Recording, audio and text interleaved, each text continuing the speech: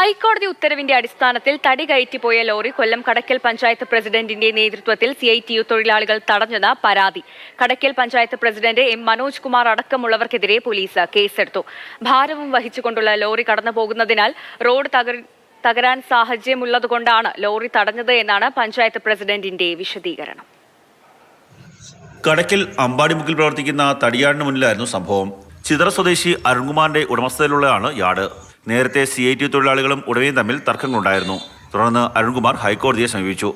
ഉടമയ്ക്ക് താല്പര്യമുള്ള തൊഴിലാളികളെ ഉപയോഗിച്ച് പണിയെടുപ്പിക്കാൻ ഹൈക്കോടതി ഉത്തരവിടുകയും ചെയ്തു. അതിനു പിന്നാലെയാണ് യാർഡിന് പുറത്തേക്കിറങ്ങിയ ലോറി പഞ്ചായത്ത് പ്രസിഡന്റ് നേതൃത്വത്തിൽ തടഞ്ഞത്. ലോഡ് കയറ്റുമ്പോഴത്തേക്ക് ഇവർ ഒന്ന് തടയാനുണ്ടായത്. തടഞ്ഞിട്ട് അവരുടെ തൊഴിലാളികൾക്ക് തൊഴിൽ കൊടുക്കണമെന്ന് പറഞ്ഞാണ് തടഞ്ഞിരിക്കുന്നത്. അതിൽ CITU തൊഴിലാളികളുണ്ട്, പഞ്ചായത്ത് പ്രസിഡന്റ് ഉണ്ട്, പഞ്ചായത്ത് സെക്രട്ടറി കൂടെ ഉണ്ടായിരുന്നു. അദ്ദേഹം കൂടെ തടഞ്ഞിരിക്കുന്നത്. ലോറി തടഞ്ഞിട്ടേക്കാണ്. ലോറി 3 ദിവസമായിട്ട് ഇവിടെ കിടക്കുകയാണ്. ഇതുവരെ ഒരു നടപടി ഉണ്ടായിട്ടില്ല. 1 വർഷം മുമ്പ് നിർമ്മിച്ച റോഡ് ഭാരം കയറ്റി വരുന്ന ലോറികൾ മൂലം തകർന്നുവെന്ന പരാതി ഉണ്ടെന്ന് പഞ്ചായത്ത് പ്രസിഡന്റ് വിശദീകരിക്കുന്നു. അതിനാലാണ് ലോറി തടഞ്ഞതെന്നും അദ്ദേഹം പറഞ്ഞു.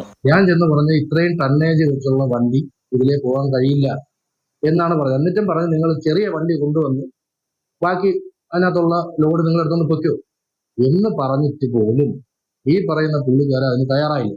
സംഭവത്തിൽ CITUവിന് പങ്കില്ലെന്ന് സംഘടനാ ഭാരവാഹികൾ വിശദീകരിച്ചു. ഈ ലോഡുമായി ബന്ധപ്പെട്ട് ആ പ്രദേശവാസികൾക്കും അതിന് തൊട്ടടുത്തുള്ള ആളുകൾക്കും മുമ്പ് തൊഴിൽ കിട്ടുമായിരുന്നു.